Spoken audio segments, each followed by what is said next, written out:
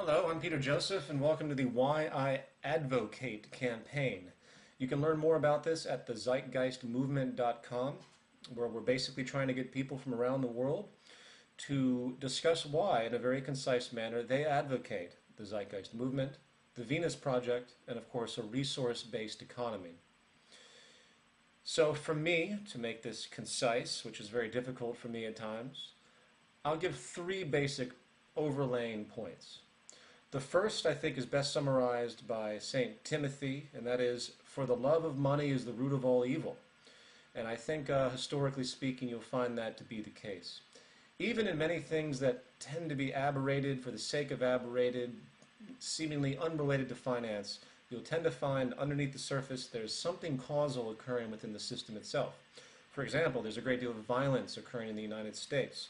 One of the most unique things that's been discovered recently by social scientists is that the degree of inequality in a current society, in a society, is directly proportional to the rates of violence across the whole spectrum of violent behavior.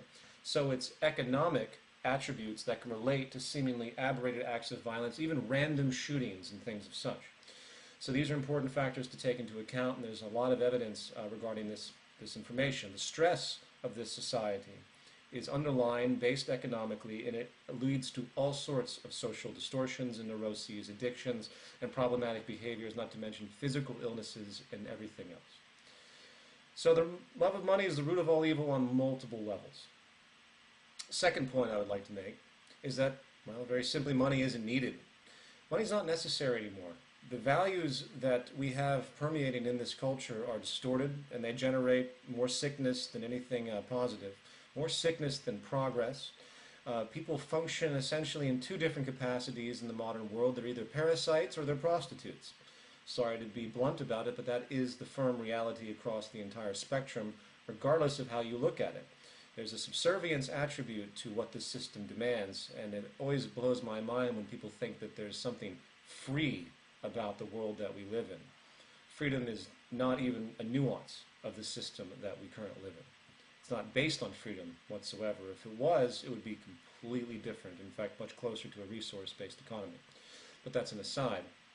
So, money is not needed. Not only do the values need to be changed, where people don't have the acquisitive materialistic values, they don't have to be brainwashed into constant conspicuous consumption to keep GDP up, to keep employment up, and everything else that keeps this machine going. Those can be resolved in a new system, and new values can be created, as they always have been throughout time.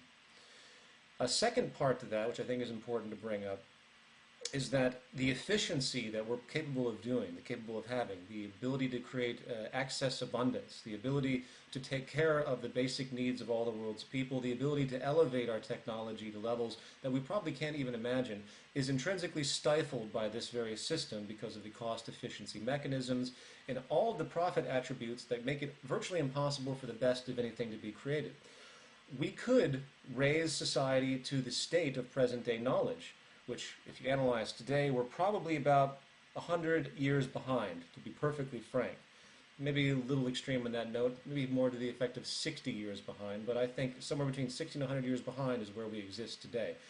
If we wanted to take modern knowledge and apply it towards renewable energies, production, and anything that we think is socially viable, you would see a cataclysmic change if that knowledge was simply applied and not hindered by the profit mechanism and the things that are required to make anything come to fruition in this culture. If you can't make money off something, it's not going to happen. And the world you see around you is the result of that. Third point, to cut off my possible long-winded tangents, the third point was very simple, the effect that the system's run its course. The entropy has kicked in. That's stated incorrectly.